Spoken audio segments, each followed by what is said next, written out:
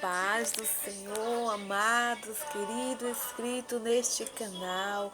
Estamos aqui mais um dia da manhã com Deus para estarmos meditando juntamente na palavra do Senhor. E a palavra hoje que eu quero compartilhar com você se encontra no livro de Apocalipse, que diz: Eis que venho sem demora, guarda o que tem, para que ninguém tome a sua coroa. Aleluia. Esse versículo ele é muito forte. Ele falou muito ao meu coração, porque aqui é o noivo falando. Quem é o noivo? O próprio Jesus falando para aqueles que desejam subir para ele e para a Nova Jerusalém, que desejam estar com ele na glória.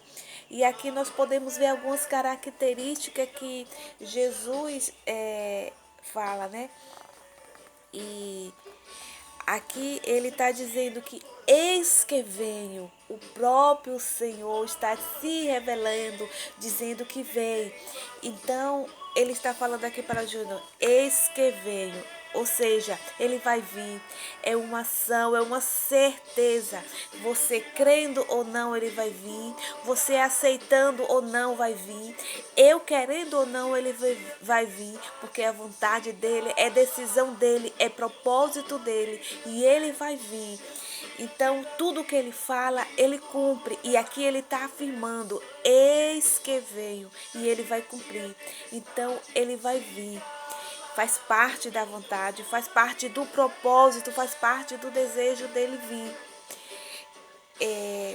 Sabe o que é que eu entendo com essa palavra? É que a minha opinião, a sua opinião, a opinião do mundo não muda aquilo que ele decretou, aquilo que ele afirmou. Ele diz: eis que veio. Ele vai vir, independente do que eu faço, independente do que eu quero, independente do que eu acho, do como eu vou estar, ele vai vir. Essa é uma verdade que você, que nós precisamos entender. Deus não vai mudar a opinião dele para nos agradar, mas somos nós que temos que mudar para quando ele vir. Somos nós que temos que nos preparar para quando ele vir. A minha opinião não vai mudar quem ele é. A sua opinião não vai mudar aquilo que ele vai fazer. A minha opinião não vai mudar a decisão dele. Só que a opinião dele tem que mudar a minha vida. Só que a opinião dele tem que mudar a minha atitude. O que eu faço não muda o que ele é. Mas o que eu faço tem que mudar o que eu faço. Você precisa entender isso aqui. Que Jesus, ele não vai mudar para encaixar você no céu. É você que precisa mudar para se encaixar na porta que te leva para o céu. Deus, ele não vai aumentar a porta para você acrescentar ou levar alguma bagagem para o céu, não. É você que precisa abrir mão das bagagens. É você que precisa renunciar a algumas bagagens para passar pela porta, para chegar até o céu. E nós sabemos que a palavra de Deus é Apocalipse é um livro tremendo, mas muitas pessoas têm medo de ler. Algumas lêem dizendo que não, eu não leio Apocalipse porque eu não entendo, porque realmente a linguagem de Apocalipse é uma linguagem simbólica. Nós não podemos interpretar de uma maneira literal, nós não podemos interpretar aqui como nós lemos, porque é simbólica. Apocalipse ele muitas vezes vai dar resposta lá em Daniel. Então, muitas pessoas não entendem e diz que não, mas Apocalipse é um livro lindo, tremendo. Apocalipse é um livro, é um dos únicos livros que promete a felicidade para aquele que lê e para aqueles que ouvem, que ele diz: bem-aventurado o que ouve, bem-aventurado o que lê. Então, temos que estudar mais a palavra de Apocalipse, o livro de Apocalipse, a profecia de Apocalipse. Então, voltando aqui o texto, ele diz: eis que venho sem demora, eis que venho. Então, mas só que nós temos que entender, o tempo de Deus não é o nosso tempo. Algumas pessoas estão presas no tempo, algumas pessoas estão tão presas no tempo que acha que o tempo de Deus é o mesmo tempo que nós. Não, o tempo de Deus é diferente do nosso. O tempo de Deus não é igual ao tempo do nosso. E muitas pessoas têm achado que o tempo de Deus é o mesmo que nosso, e por isso muitos desacreditam, dizem, Deus está demorando, essa palavra não se cumpriu, porque Deus prometeu tanto tempo e não voltou. Mas você tem que viver o agora, como se não houvesse amanhã. Por quê? Porque é no piscar de olhos, no bater de dedo, você pode fiscar. Você não pode você pode não estar preparado. Sabe por quê? Porque você não sabe qual é o tempo. Porque o tempo de Deus não é o tempo meu e seu. E quem dizer que sabe o tempo da volta de Cristo, alguém está mentindo, porque na Bíblia não fala tempo, não fala dia, não fala hora. Ele dá sinais, mas não datas, não dias de quando vai voltar. Então o tempo é dele, a hora é dele. Está além da teologia, está além do cronos do homem, está além do tempo do homem, da vontade do homem. Então, o que nós temos que fazer é viver como se Jesus fosse voltar agora, como se não houvesse mais amanhã, mas que só houvesse hoje. Sabe por quê? Porque para alguns Jesus já voltou. Como assim? Jesus já voltou para alguns, é simples. Aqueles que já morreu, teve gente que deitaram não dormiu, teve gente que saiu não voltou. E você não, você está aí ainda. Então, para você, Cristo não voltou, mas para algumas pessoas, Cristo já voltou. E glória a Deus, porque eu e você ainda estamos aqui esperando a volta de Cristo, porque Deus dá ao homem o direito de viver somente com a vida.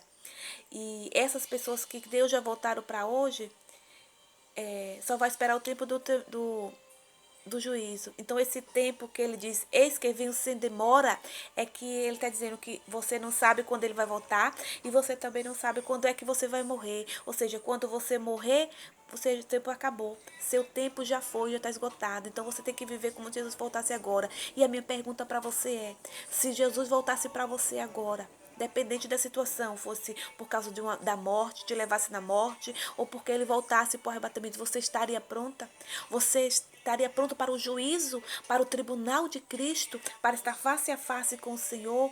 Então preserve o que você tem, preserve a sua vida nele, porque a qualquer tempo, o tempo dele pode manifestar na sua e na minha vida.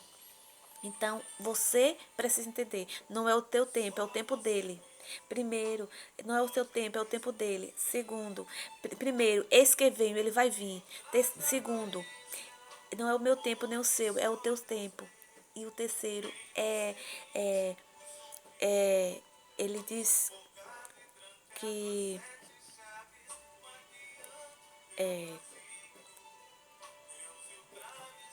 o versículo aqui diz que guarda o que tens, que você pode perder.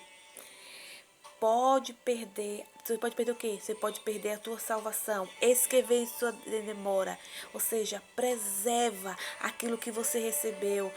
É, gente, essa carta aqui está sendo escrita para quem? Essa carta aqui está escrita para Filadélfia. Quem é Filadélfia? Filadélfia é uma igreja que está preservando na palavra, que está se mantendo limpa, que mesmo sabendo que é uma igreja, está se mantendo limpa.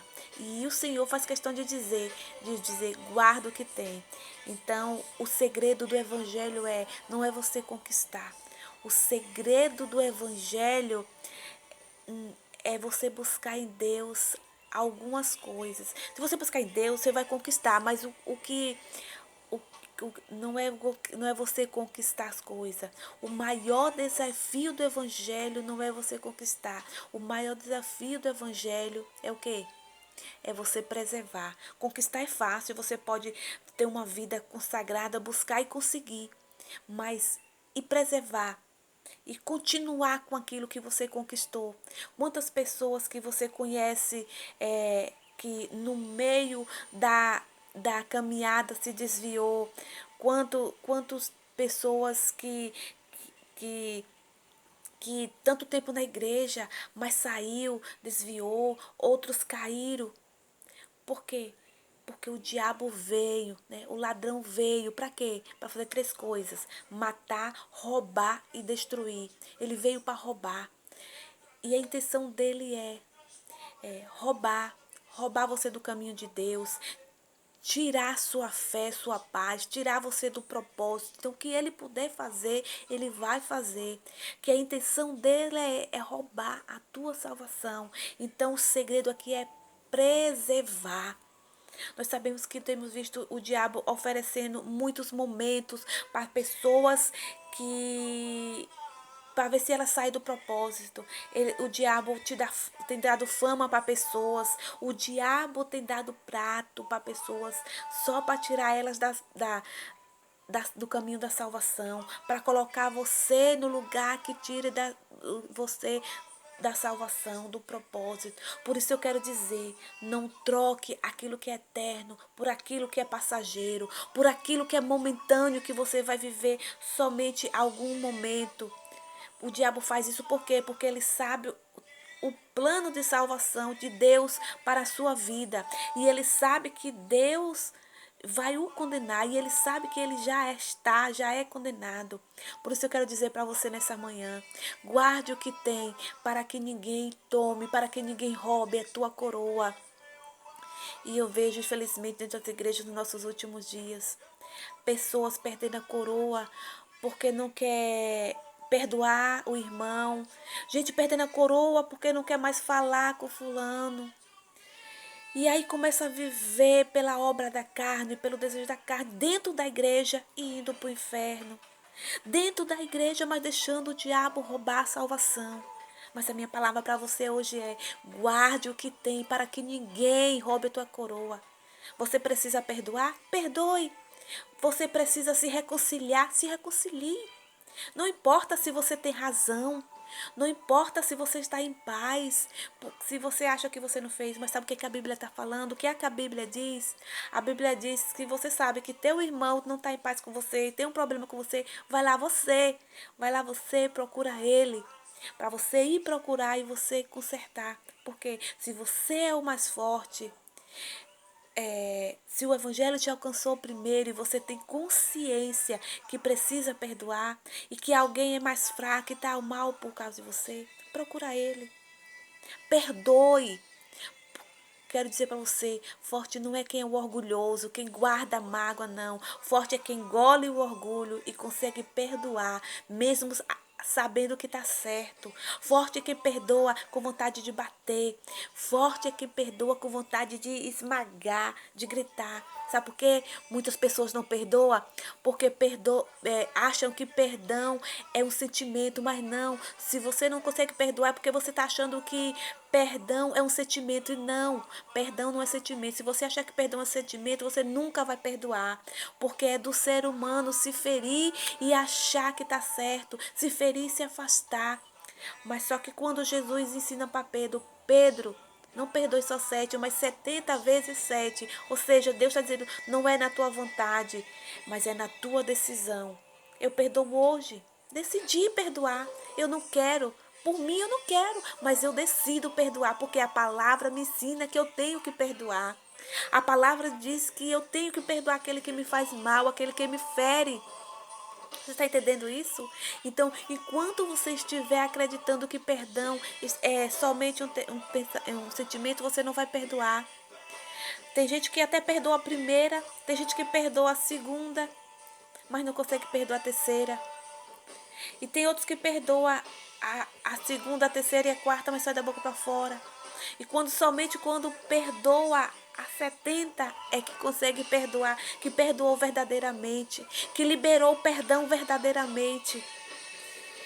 Eu quero dizer, a mesma graça que Jesus te alcançou, o mesmo perdão que Jesus te deu, é esse que você tem que dar ao teu próximo, é esse que você tem que dar ao seu irmão. Amém? Perdoe. Não sei se você precisa perdoar, mas perdoe. E a palavra termina aqui no verso 13. Quem tem ouvido, ouça o que o Espírito diz à igreja. Aleluia! Essa frase aqui nós vemos se repetindo em todas as cartas de Apocalipse. Éfeso, Tiatira, todas. Ele termina dizendo, quem tem ouvido, ouça o que o Espírito da igreja. E o que quer dizer isso? Primeiro que quem está falando aqui não é João, é o próprio Deus falando através de João. Então, esse Espírito aqui quando fala que o Espírito, é o próprio Espírito que tem. Quem tem ouvido ouça o quê? O que o Espírito de Deus diz à igreja. Segundo, quem tem ouvido, você tem ouvido? Então você está ouvindo. Você tem ouvido? Você consegue ouvir? Você consegue ter entendimento daquilo que o apóstolo o João é que está dizendo? E outra coisa que ele quer dizer aqui que eu entendo é que tem gente que tem ouvido, mas não ouve. Tem ouvido, mas não escuta. Mas a vontade do Senhor é que você que tem ouvido é que ouça. Você que está ouvindo, pratique. Por quê? Porque ele vai voltar. Então, você tem que estar pronto para isso. A minha palavra nesse dia, para o teu coração, para o meu coração, porque a palavra vem primeiramente para mim, depois para ti. Então, a minha palavra de hoje guarda o que você tem. Mas eu quero dizer, guarda, ouça, porque hoje é fácil você ouvir. No Google você tem palavra, no Facebook você tem palavra, no YouTube você tem palavra. O problema hoje não está em ouvir a palavra, porque palavra tem. Mas a questão é, você está praticando a palavra? Acredito que quem tem ouvido, ouça. Então, mas tem, por quê? Porque tem muita gente que está ouvindo, mas infelizmente não tem pessoas que estão praticando. Eu estou aqui falando, eu estou aqui ensinando, eu estou aqui compartilhando. Você está ouvindo, mas você é daquelas que vai passar apenas ouvindo ou vai praticar? Eu quero dizer que não é o ouvir que salva. O que salva é o exercer daquilo que você ouviu. Ouviu a palavra? Guarda, pratica. Para quê? Para que isso seja verdade na sua vida. Porque a Bíblia diz que quem tem ouvido, ouça o que o Espírito diz à igreja. Amém. Aleluia. Glória a Deus. Então, a minha palavra nesse dia é: guarda. Quero dizer, se esta palavra falou com você, se esta palavra abençoou a sua vida, compartilhe com outra pessoa, se inscreva no meu canal para que outras pessoas também sejam abençoadas, se inscreva no meu canal para que você consiga receber toda vez que eu postar um vídeo.